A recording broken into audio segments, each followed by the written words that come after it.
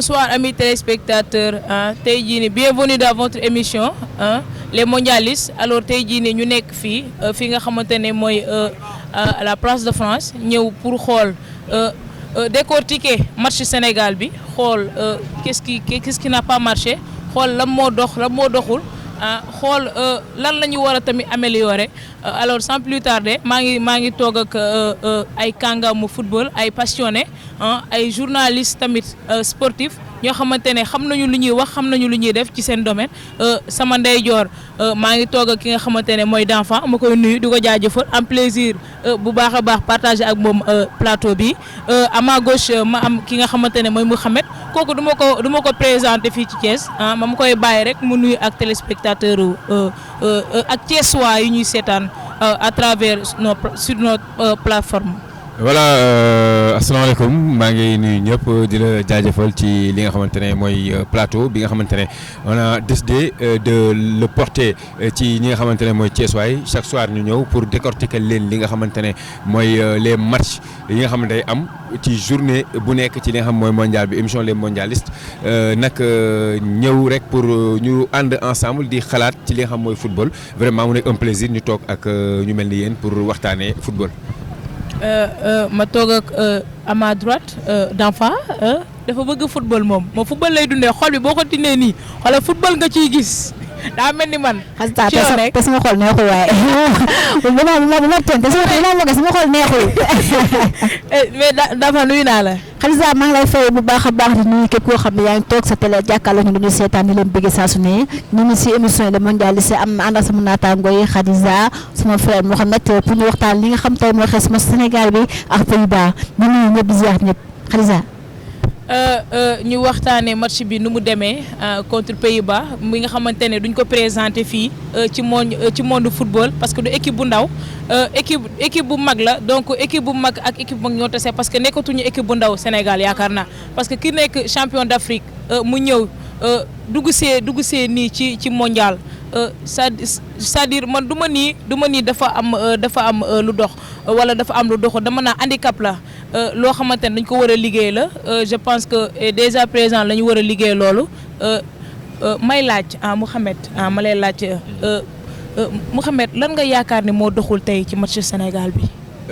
Voilà Khadija merci c'est une pertinente question Sénégal tey ñu fàttali ni mi ngi doon jouer ak Pays-Bas comme tu as si bien dit et l'équipe nationale du Sénégal s'est inclinée sur la marque de 2-0 mais man damay jàpp ni bon on a voulu pousser nos lions on a voulu les encourager mais man à mon humble avis c'est un score logique parce que déjà peut-être xam nga doo dem guerre naan dañ may rey. Donc on n'a pas baissé les armes, on s'est battu jusqu'au bout, on est tombé les armes à la main. Mais qui c'est Louis van Gaal bi nga xamante ne moo yor Pays-Bas, c'est un entraîneur expérimenté. Le Sénégal a endossé son statut de champion d'Afrique comme ni ko waxee léegi ñëw na dès le début mu dugg tambour battant ci li nga xamante ne mooy match bi dem à l'assaut de l'équipe des Pays-Bas, l'équipe hollandaise. En premier mi-temps quasiment ñu étouffé leen on les a étouffés, on les a on les a même empêchés de jouer. Mais nag ñu gis ni quand le match a évolué au fur et à mesure ñu dem surtout en deuxième période ci fin du match bi les Néerlandais ont pris le jeu à leur compte commencé de jouer lu ko waral nag bokk bëri na parce que déjà boo xoolee Sénégal il a fallu la sortie de Kouyaté qui empêchait les relances hollandaises pour que ñi nga xamante ne mooy les Hollandais mën a développer seen jeu loolu benn la la blessure aussi de parce qu'il faut le préciser ça Kouyaté est sorti sur blessure Abdou Diallo également l'a précédé en sortant sur blessure également loolu aussi da am lu koy wane parce que il faut dire que depuis ñu indi coupe du monde bi novembre ren ci ndax Qatar mooy organisé pour parer au climat les matchs ont été enchaînés par les joueurs donc blessure yi ci biir match yi moom nañ ko xaar ce sera à gogo parce que les joueurs ont enchaîné des matchs et ku ci jouer dans un rythme vraiment intense di nga gis ni dinañ am ay blessures donc li ma mën a wax mooy pour man c'est un score logique les Lions se sont battus ils ont donné le meilleur d'eux-mêmes ils n'ont pas été ridicules du tout ils ont dominé même pendant la plus grande partie du match mais ils se sont vraiment confrontés à aujourd'hui meilleur que dañ koy nangu l'équipe néerlandaise est très expérimentée soo xoolee dama koy wax sax l'entraîneur dugul ci banc ba match bi jeex. à part bu ñu dugalee la dugg ci bile. pour wala ni il était confiant xam na li mu teg. Aliou Cissé aussi il est expérimenté mais malheureusement il est amputé de beaucoup de joueurs Sadio Mané Abdou Diallo en cours de match. Kouyaté balaa ñu dugg foofu. foofu après la. absolument foofu après la. absolument. xam naa yaram tàng. affaire bi da koy dugg quoi. nii laay wax ñoom ñëpp amour bi day feeñ. à chaque fois day feeñ parce que lu ñuy wax dañ ko xam donc du coup on va s'attendre à une émission vraiment palpitante bu saf-sap lu may ñëw ci Danfa ñu gis benn première période 50-50 Sénégal indi 50% Pays-Bas indi 50% ndam demul ndam dikkul mu nekk benn confrontation bu saf ci benn moment mu neexoon lool on avait une équipe confiante une équipe déterminée engagée ñu gisoon benn moment une équipe sereine mais ñu ñëwaat ci deuxième mi-temps bi au fur et à mesure ñuy jouer changement yi am blessure yi am nan nga gisee loolu nan nga gisee changement yi ak premier but bi nu mu duggee deuxième but bi et cetera. man Khadija lii dafa mel ni démb su ma jumee waxoon naa ko Mouhamed ne naa ko tey du ñu gis match boo xam dafa yomb ku ñu ne tey match bi dafa yomb mi ngi lay nax te absolument noonu la demee. te ba ma gisee classement bi nga xam ne mooy Pays-Bas 5-3-2. dama ne kii contre attaque la muy joué ak ñun. te boo xoolee loolu lañ def ñoom syndicat lañ taxaw bu ñu ko jéemee am benn contre attaque bu ko exploité suñu problème mooy wax naa ko démb. nee naa leen ñun li ñu war a def mooy suñu amee ay occasion di ko dugal. tey moo feeñ ci match bi. exactement tey moo feeñ ci match bi. Pays-Bas taxaw na ci kaam da xaar contre attaque. mais li ma gën a jaaxal mooy Pays-Bas bu récupéré suñu bal rek directement ñu suñu camp. waaw man loolu moom la njëkk jaaxal. parce que système bi coach bi teg la xam nga mu xamee mi ngi koy wax mu ne ko daa xam li mu teg effectivement. non match tey bi nag expérience dëgg na ko joué. c'est ça match tey bi dama si gis expérience carrément moo si joué. match tey bi mondial la ñu wax. mondial la ñu wax c'est le foot nag c'est le foot. xanaa xamoo mondial buñ ko waxee. coach yi ñoo tax. parce que système attaque la ñuy wax boo tegee attaque da nga war a teg défense. boo tegee défense da nga war a teg attaque. solution problème boo teg rek war na am solution chaque situation war na am loo xamante ne boo ko tegee yow say joueurs dinañ def dara ba génn ci. et je pense que néerlandais seen coach bi loolu la indi. tegal ñu benn défense boo xam ne dafa saf sax. bu seere sax dañuy taxaw man nag saa Sénégalais bi muy joué. c'est ça premier mi-temps moom Sénégalais yi macha allah xool sedd na bu ñu waxee suñu dëgg rek. na ma bàyyi si kàddu xale yi dañoo système wax dañ koo tàmm. premier mi-temps bi dañ koo assuré. dañ koo assuré man ma yaakaaroon bu ñu naan deuxième mi-temps sax. Sénégal lay bii si lay ñëwee. ndax sa xel dafa dal premier mi-temps bi la gis man. foofu la problème bi nekk parce que sa première période. bi nga amee domination ci nga waroon dugal. mais malheureusement équipe nationale du Sénégal dafa am benn problème mooy Aliou Cissé liggéey na compartiment yëpp. mais foofu moo ko dese. parce que benn buteur nga am boo xamante ne c'est un serial killer Sadio Mané la neew fi comme j'ai l'habitude de dire. ci ñëw mais boo xoolee. Boulaye Dia par intermittence lay dugal. Bon il y a Iliman Ndiaye jëlagul vraiment le cours du jeu ba nga xamante ne mën nañ ko natt sur la vraie valeur parce que bon boo xoolee match bi dugg di remplaçant dugg ay 20 dernières minutes lay joué. donc un véritable attaquant serial buteur comme ni ko Sénégal daan amee amul. yow défense tu es complet milieu terrain tey boo xoolee le trio Kouyaté. Gana Gueye et Nampalys c'était super. non surtout Cheikhou. non il a fait son max. absolument surtout Cheikhou bi si boo ko wàññi daf la machine. tu as peiné parce que tey en première période normalement lu mu xat-xat. les joueurs devaient avoir faim devant pour marquer au moins un but parce que si on marquait en première période également le scénario du match day nekk beneen affaire. parce que léegi dootul Sénégal mooy dévalé wu parce que Sénégal moo gën attaqué donc yaay bàyyi ay force derrière. mais quand le Sénégal attaque également di bàyyi ci ginnaaw ñee contre attaque la ñuy def. mais tu as eu la chance d'avoir un Kalidou Koulibaly boo xam il est serein. mën di parer aux attaques contre attaque salaya bu kii équipe les néerlandaises bi mais malheureusement yow tamit sa domination dafay stérile parce que amoo attaquant buy dugal malheureusement. Danfa ma bëggoon nga wax ma tuuti nan nga gisee comportement joueurs yi individuellement nan nga leen gisee parce que on a vu un Sabaly boo xamante ni dafa posé mais à un moment donné dañoo gis Sabaly mu génn ci confort am parce que rythme bi mi ngi ñëw mi ngi dugg ci rythme néerlandais yi parce que dafa coûte que coûte dafa bëggoon prouver quelque chose ñu gis benn Gana Gueye boo xamante ne duñu ko critiquer mais damay delluwaat tuuti ci Cheikhou Kouyaté ñu gis benn Cheikhou boo xamante ne qui a été pas mal critiqué Cheikhou Kouyaté nangam Cheikhou Kouyaté fii Cheikhou Kouyaté borom ñaari jabar la c'est ça li ngi mag la dafa âge mais tey moo tax ma def match bi ci milieu bi la preuve ba mu génnee xoolal li am ci milieu bi on a vu tamit ci changement yi man dama bëgg ngeen wax ma exactement changement yi parce que suñu xoolee match bi bu baax bu ñu xoolee bu baax Aliou Cissé peut-être choix yi mu jël moo baaxul da ngay gis benn Boulaye Dia yaa ngi koy wax Mouhamed Boulaye Dia dafa nekk man loolu laa ko qualifié en fait benn joueur boo xamante ne moom am na gabarit njool na am na profil bi mais Boulaye Dia moom day bëgg nga tegal ko ceeb bi nii rek ci plat bi. sur le plat waaw loolu la pas sur le plat.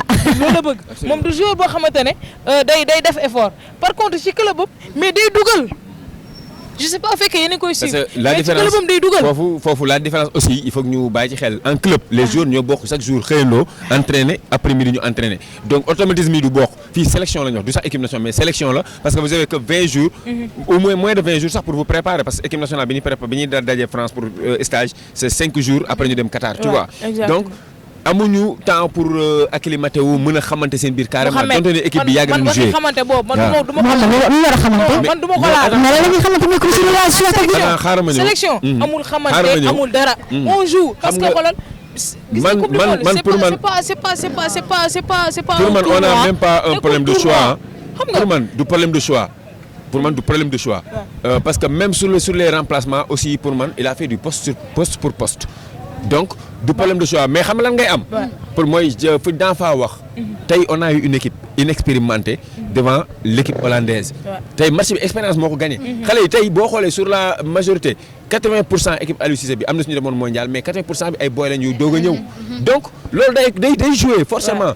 et ils sont rentrés quand en fin de match aussi Aliou Cissé peut-être man li may wax il avait un plan de jeu un plan de ci match bi. mais quand tu perds Abdou Diallo en début de premier mi-temps. ñu demaat tu perds un Cheikh Kouyaté qui était vraiment dans son jeu.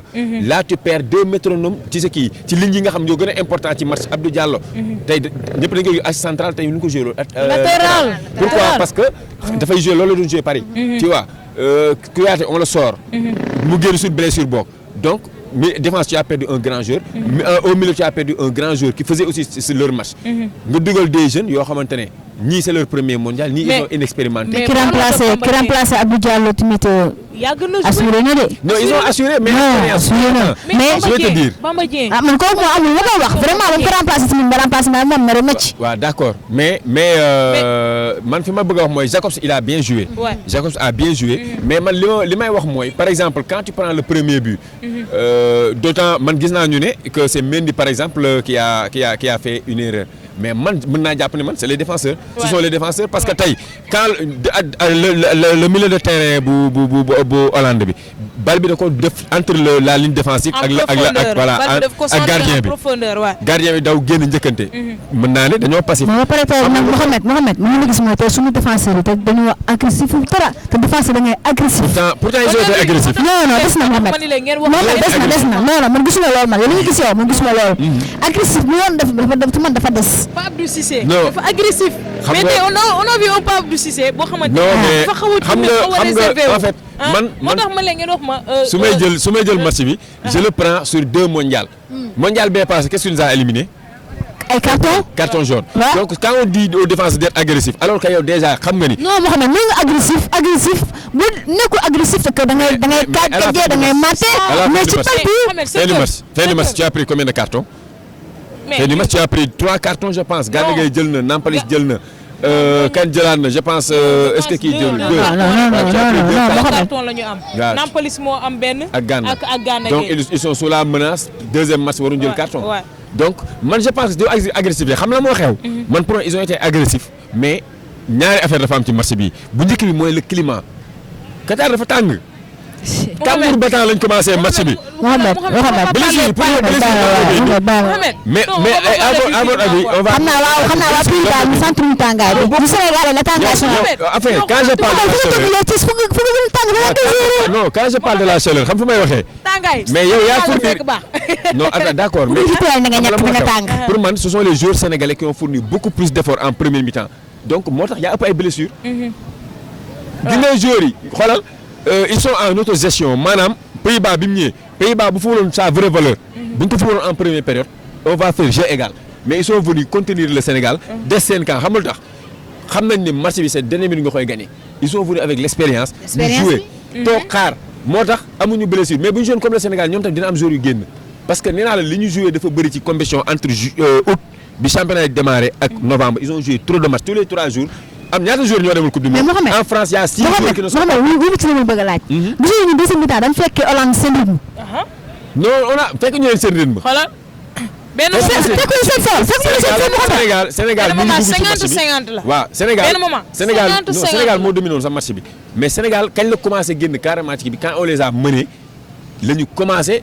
non moi je vais pas parler ba ñu mënee mais ba ñu demee ci à la pause. ba ñu ñëwaatee foofu la changement bi amee. foofu la changement tactique bi amee foofu la jeu bi génnee foofu la agressivité bi ñu xamee sunu gaynde yu génnee. léegi am na agressivité donc gis nga agressivité boobu noonu am na agressivité donc mooy bi ngay wax nii. ci deuxième mi-temps bi la am. deuxième mi-temps bi xam nga te agressivité boobu la moo ñu coûté cher. moo ñu coûté première but bi parce que dañoo xawoon a nelaw tuuti gis nga yaa ngi wax erreur kii nii. Mendy mais man du ma wax Mendy. non man je dis pas Mendy waaw j'impute pas la faute à Mendy. kon ñoo bokk xalaat foofu. parce que yow mënu ma concevoir d'enfant yow maa ngi yow ñooy défendre. Mouhamed taxaw fee mais yow ñun Mouhamed la ñu war a défendre non mais ñu topp bal bi. topp ambiance su jeu bi. topp action bi fàtte Mouhamed. absolument ba Mouhamed fan la jaar sunu kanam la jaar mel ni balaa muy génn mais bal bi dugg na foofu man je vais pas dire que faute Mendy la wala keneen la mais dama naan défenseurs yi ñoom ñoo nelaw yow nga xool nga teg Koulibaly foofu nga teg Pa Abdou Cissé foofu Abdou Cissé dafa nelaw carrément Pa Abdou Cissé bi ñu xamoon dafa bëri fulla. léegi même foofu. moo war a jël sax Liverpool seen kii daa fàttali bi kii bokk Sadio Mané Liverpool. capitaine ba. Van Dijk. ñun ñaar dara xew ay coups francs yu ay corner yëpp war a jël. mais Van Dijk n'a pas brillé ci corner mbëkk na. mais c'est mais.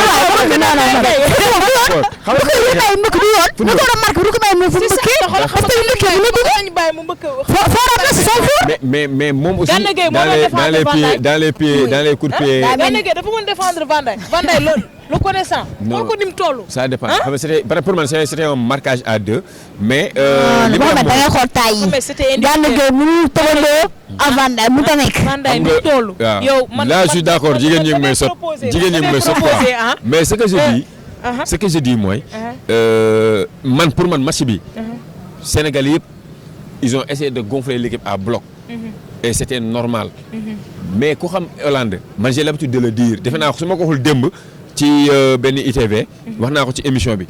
Pays-Bas ku ko xam et bu dalee ci internet bi vous interrogez leen internet dina leen wax. lem en match de poule Sénégal ak la si deux wala ay. d'habitude c'est des 3 victoires. quart de finale bi ci finale lay toogee. waaw bu yeggee quart de finale toogee ci finale. ñun tamit Mouhamed dama lay fàttali ñun tamit en match de poule coupe du monde tout comme coupe d'Afrique c'est rare ñu dem ci ak 0. non dafay bis dañu am vision dafay nga am. non c'est la première fois coupe du monde match de ñu dóor c'est la première fois mais aussi match d'ouverture ñu dóor ñu. waaw loolu aussi c'est une première compétition dañuy nul wala ñu jël ci victoire. si donc ça c'est une première. si waaw c'est une première. nan wax problème bi maintenant li ñu jàpp mooy.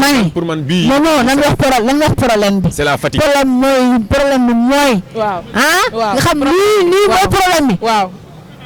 Sadio manqué nañu de. absolument mooy li may wax. te l'absence Sadio Mané. dañ ko sentir. xam nga non boo nee Sadio Mané dafa mel da ngay manqué de respect yeneen joueurs yi mais dafa am loo xam c'est une réalité. c'est ça. Sadio Mané en fait. non man tey laa gëm Sadio Mané manqué nañu. xam nga kañ ngay xam ne manqué nañu autour de Sadio Mané. xam nga kañ ngay xam ne. mais aussi pardon baal ma félicitations à Iso parce que aussi vraiment il a sorti son épingle du jeu, il a fait un grand match.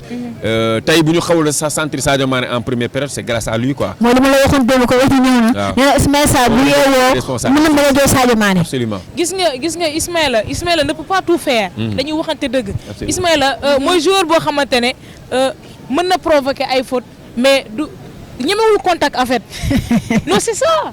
Ismaïla mën na provoquer faute mën na provoquer coup franc mën na provoquer penalty mais ñemewul coono. Ismaïla du joueur bu ñeme coono du joueur boobu noonu du xool leen bu ngeen xoolee bu baax Ismaïla saa yu demee contact buñ ko gaañee. moom mooy provoqué mais à chaque fois mi ngi tëdd. mais aussi c'est un chétif Ismaïla Sarr. c'est une pièce maîtresse de l'équipe. waaw mais aussi xam nga par rapport à yeneen joueurs yi mën nañu jàpp c'est quelqu'un de sérieux son jeu c'est aussi comme ça. xam nga ku ne am na bon son style de jeu on se rappelle El Hadj Diouf. en 2002 ba 2004. boo ko laal day daanu. non parce que ku ne am na style de jeu xam nga. aujourd'hui en tout cas moi j'ai pas le critiquer parce que vraiment par rapport yeneen match yi ma doon jox man je suis satisfait de lui. li may wax rek mooy peut-être qu'il soit peut-être beaucoup plus tranchant parce que fait là on doit être beaucoup plus exigeant avec l'équipe nationale parce que dañoo bëgg ils nous ont fait rêver xam nañ ni ay joueurs yu capable lañ mën nañu transcender wu mais aussi c'est pas man dama jàpp ne c'est pas à chaque fois qu'on gagne ils nous ont livré un grand match c'est le match d'ouverture dañuy nangu cette défaite là avec philosophie et essayer de travailler pour que yeneen échéances yi di ñëw on a derrière le Qatar essayer d'abord comme ni ko Équateur ñu fexe imposer wu également pour lancer suñu compétition. Ça ne sera pas facile du tout. mais match du yoon amul. léegi équipe bu ndaw sax ma amatul ci football. football amatul équipe bu ndaw amatul équipe bu ndaw équipe bi ngay xeeb moo lay rey. jeex na amul. te ñu wax ko te dee nag. ñu wax ko te dee. Sadio Mané manqué nañu dëgg la. lool mais ñun dañoo war a équipe nationale dañoo war a xam ni ñun avec Sadio ou sans Sadio. dañoo war a rassurer en fait sénégalais yi. Khadija sama problème nga nekk di wax. sama problème mooy dama ne pourquoi équipe Sénégal équipe bu toll ni Sénégal tey Sadio Mané blessé amuñu benn koo xam ni kii mën na wax ni kii mën a remplacer Sadio Mané lii as xam problème la problème bu sérieux mi ngi nii tey Sadio tey bu amul blessure am na koo xam ne kii war nañu mën a assurer mais gisuñu ko ci équipe bi nañ ma jéggal nag. mais gisuñu ko ci. man côté boobu noonu je vais dire que Ismaïla Sarr a remplacé aujourd'hui valablement Sadio Mané c'est-à-dire il n'a pas eu but xam nga kan lañ doon xaar tey kan ngeen doon wax ni tey xaar nañ ko te gisuñu ko peut-être Crépin Diatta parce que tey xoolee sur le flanc droit ce que Ismaïla Sarr a fait bu ko Crépin defoon sur le flanc gauche xool sur le flanc gauche ce que Ismaïla Sarr a fait su ko Crépin defoon sur le flanc droit forcément le Sénégal marque un but en première période. mais xam nga la moo tax Crépin mënu def loolu. parce que à un moment il était épuisé. il a beaucoup joué par derrière parce que li mu joué moo bari. non mais kon Ismaïla Sarr lu mu def. mais est-ce que wax ñëwul. Ismaïla Sarr maanaam est-ce que nekkul bal bi ñu dégg tey ne Crépin moo remplace Sadio Mané est-ce que nekkul loolu noonu. waaw moo tax laa tey Crépin doxul. mais pourtant c'est pas Crépin qui remplace Sadio mais loolu la ñuy wax Crépin mu remplace Sadio Mané. man sur le papier sur le plan tactique boo xoolee. Crépin prend la place de Ismaïla Sarr c'est Iso qui joue à côté sur le plan droit Sadio joue sur le flanc gauche donc tey si on parle de remplacement sur le plan tactique c'est Sadio Mané c'est Ismaïla Sarr qui remplace Sadio Mané mais moo tax man on a vu un Ismaïla Sarr boo xamante ne il était timide parce que gis nga Mohamed football da ngay mën a créer parce que loolu ñu manqué ci jeu bi. on manque de créativité. je pense que daal on a manqué de comme créativité. les carottes sont déjà cuites. et que comme match bi moom fi ñu toll nii mënuñu cee wax ba gañewaat ko. et que joueur yi moom mooy loolu que l'on puisse mais mënuñu wax ba gagné ko mais mënuñoo wax lan mooy problème bi. qu'est-ce qui n'a pas marché et qu'est-ce qui a marché ñu xool lan moo doxul ñu jéem ko améliorer. man daal je pense que li doxul. mooy bii bu duggul. travailler les automatismes mais pour man dans tous les compartiments les joueurs se sont donnés à. dama lay fekk si foofu man dama lay fekk si mooy suñu problème. bu ñu waxee li am. man tey moom nee naa man. parce que après baal ma su Sénégal dugaloon. discours du nekk lii. buñ Sénégal gagné woon discours du nekk lii marqué légèrement donc pour man. mais Mohamed gis nga Sénégal football moom tey moom boo bëggee déglu moom tey moom football gis naa ko Sénégalais. absolument football moom. gis naa ko Sénégal suñu problème mooy marquer du but. mais football moom gis naa ko ci. moo tax man la on manque d'efficacité. on manque de réussite. moom laa wax ci début man leen Aliou Cissé travaille na compartiment yu bëri mais le principal chantier du Sénégal c'est l'attaque. faa ñu dugal lool na suñu bopp ba muy teel gis nga Aliou Cissé ba muy football nekkul attaquant Boulaye Dia si loolu faa ñu dugal ko suñu bopp xam ne ñun yàlla may ñu coach boo xamante day. est-ce que duñ dellu école de football defal leen travail devant le but. mais je pense que ci foofu. boo xoolee wala techniquement mën nañu indil dara. donc ci loolu noonu joueurs yi ñoo war a jël seen fulaay bopp. xam ni ñoom ñii dafa am lu nekk seen ginnaaw kenn ku nekk nga responsabiliser sa bopp xam ni équipe bii nii yow tu peux apporter beaucoup plus que les autres beaucoup plus que le coach andi créativité xoolal nampal Sabali jékki-jékki on a vu un Sabali boo xam dafa génn ci confort am mooy lan.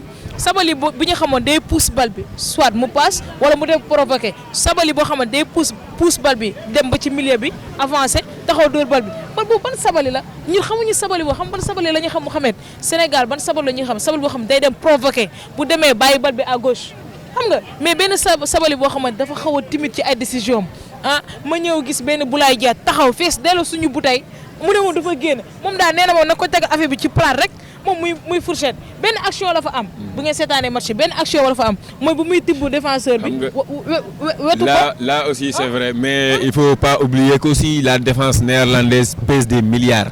Virgil van Dijk attends taxawal ma wax la xam nga quand on parle de la valeur du Sénégal il faut accepter également la valeur de l'équipe hollandaise day tax suñu analyse pertinente. Virgil van Dijk a été avant Sadio Mané deuxième meilleur joueur du monde c'était l'année dernière. Il est à Liverpool. Malgré que ren équipe bi mi ngi am ay problèmes mais c'est un défenseur d'une calibre international. Ouais. Mais ñun tam bu ñu fàtte on a. non attends j'arrive. Kalidou Koulibaly. waaw d'accord mais sa défense. yow tu as déggoo dama wax c'est-à-dire boo dégloo. li ma leen wax c'est coordonné et cohérent dama ne. En défense Aliou Cissé a bien travaillé on a une très bonne défense tey nga am paire. Kalidou Koulibaly Kouyaté day dox. nga am paire Koulibaly Abdou Cissé day dox. nga am paire Abdou Diallo ak keneen ku mu nekk day dox axe bi.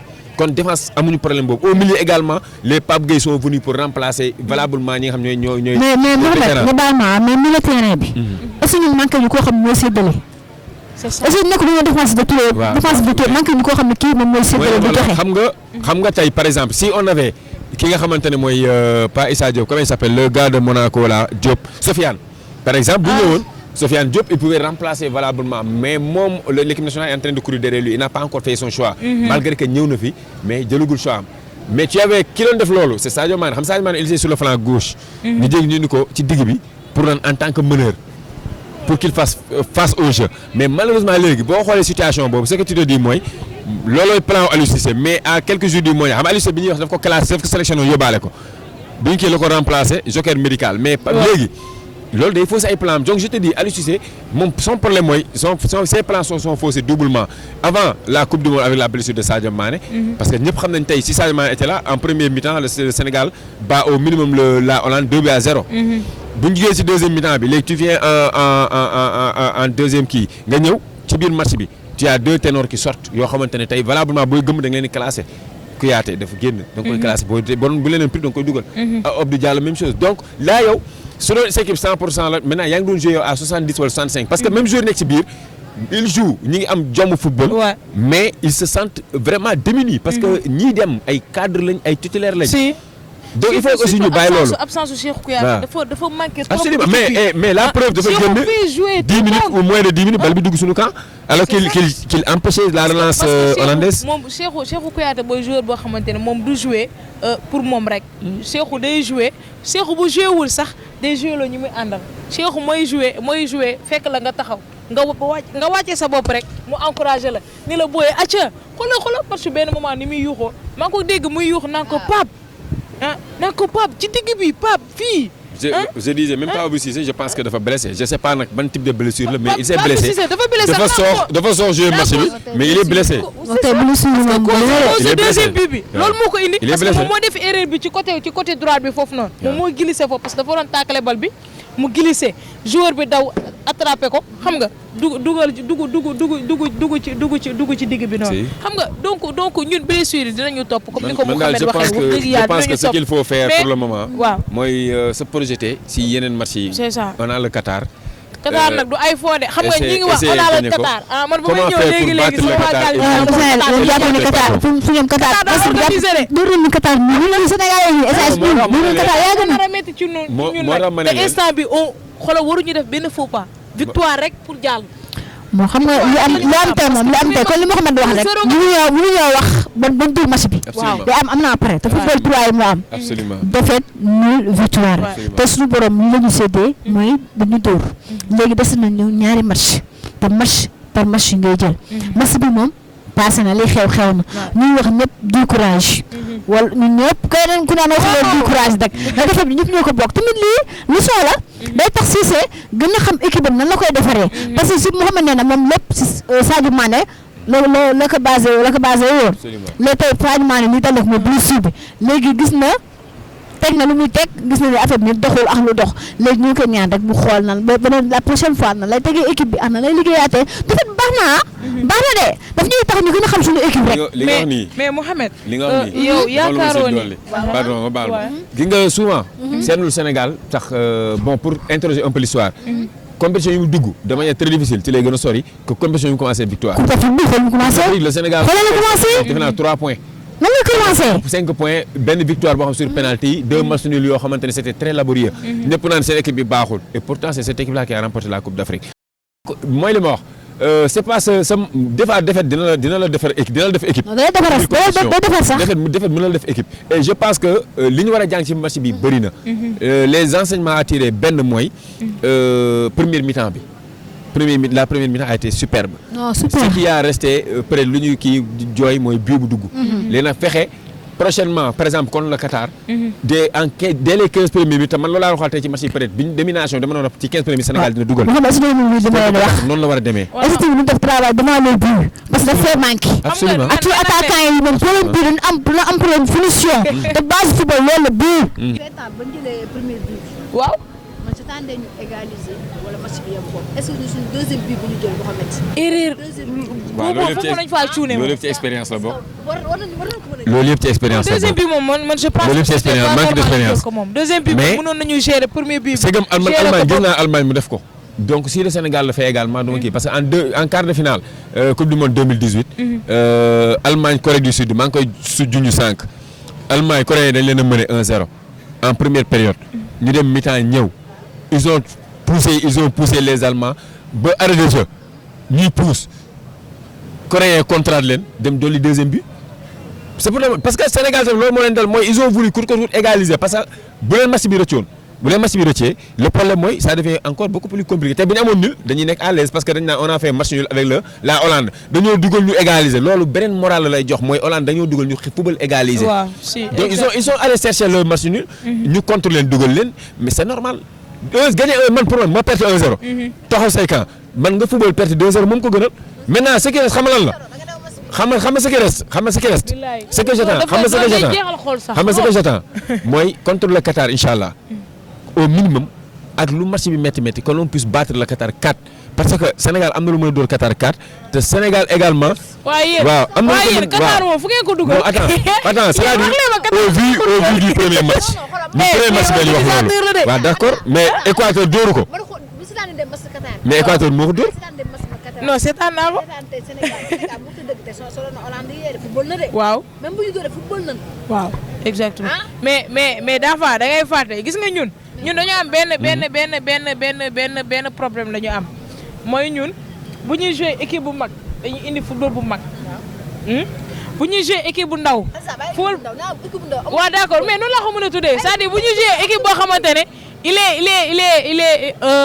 est un peu il est un peu ndaw daal ah comme bu ko wax loolu il est un peu ndaw ah ñun dañuy c'est-à-dire dañuy réserver wu ci suñu jeu xam nga li ma lay wax c'est-à-dire pour ñu génn jouer loolu day doon problème si ñun pour ñu jouer ak équipe boobu noonu day metti te Qatar équipe boobu la yow Qatar seen joueur yëpp seen léegi yow ci poule bi ba doon classé kan mooy équipe bi gën a ba tey kan nga ñëpp Hollande la ñuy tiit ci poule bi n'est-ce pas. waaw bu ñu waxee coupe du monde bañ defee tirage li ñu doon wax Hollande.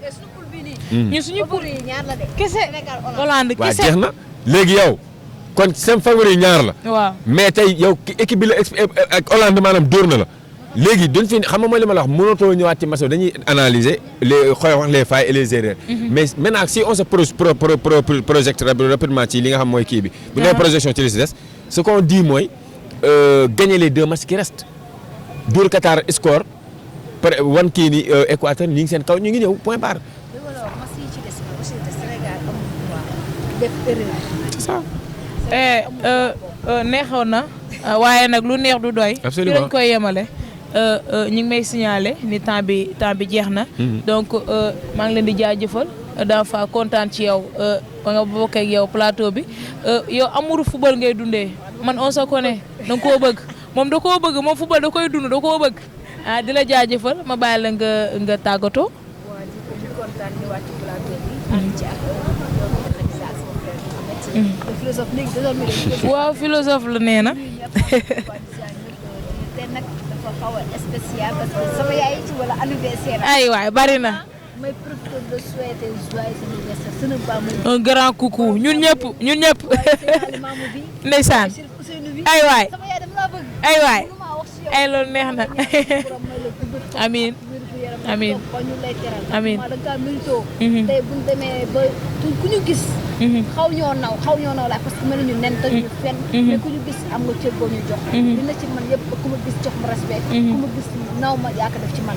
yaay booy guddal fan amal wér gu yaram sa yaakaar sa dina lu maam laa. amiin amiin. teg la loxo. Macha Allah. yaay joyeux anniversaire. macha allah. amiin xaw ma wane nii nga ngéwélee Mouhamed waaw. xaw ma wane kii nii la ngéwélee nëbb nga ma sa bopp yow nëbb nga ma sa bopp ba ñu pare Mouhamed Voilà.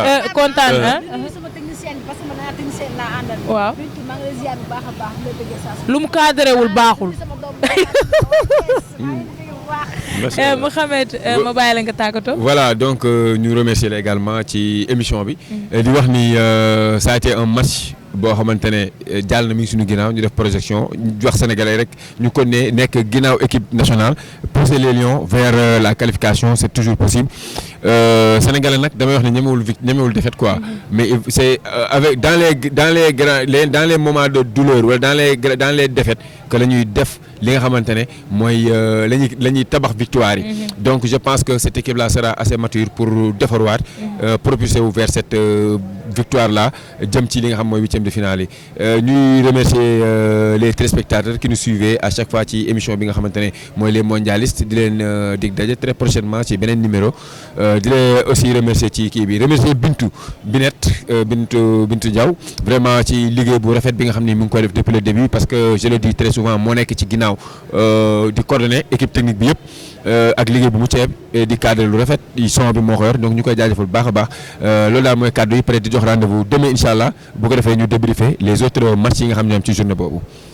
di leen jaajëfal di jaajëfal sama waa Gàlle ñëpp waa Ngent extension di jaajëfal fi ma dëkk di jaajëfal ñëpp di wax képp koo xamante ne yaa ngi dëkk Thiès ñu ngi lay jaajëfal wax ni ñoom moom lépp en Thiès ñun ñoo bokk lépp ñoo nañ kaf nañu foo nañ teg lépp waaw yow nitu Thiès nga sunu maire boobu dafa ñu koy ñaanal joyeux anniversaire lu mu dund doyul yaay booy xoolal loo dund rek yow doyul waaw yàlla na nga dund xoolal 100 ans sans ordonnance ba pare xoolal ñaan yàlla bi màkk bi ñëw yàlla baax na mën naa nekk dañuy ñaan rek dañuy sabablu ay ndaw lañu te li olof di naan borom karaw bu ñuul ñàkkul dara ba tax na foofu la ñuy ndar keppee sunu émission bi waaye nag di jaajëfal sunu caméra woman bi nga xam ne lu mu cadrewul rek non baaxul non day ful bi ne maa ngi lay jaajëfal bu baax a baax di la remercier et di jox nit ñi dig daje ci beneen numéro jaajëf.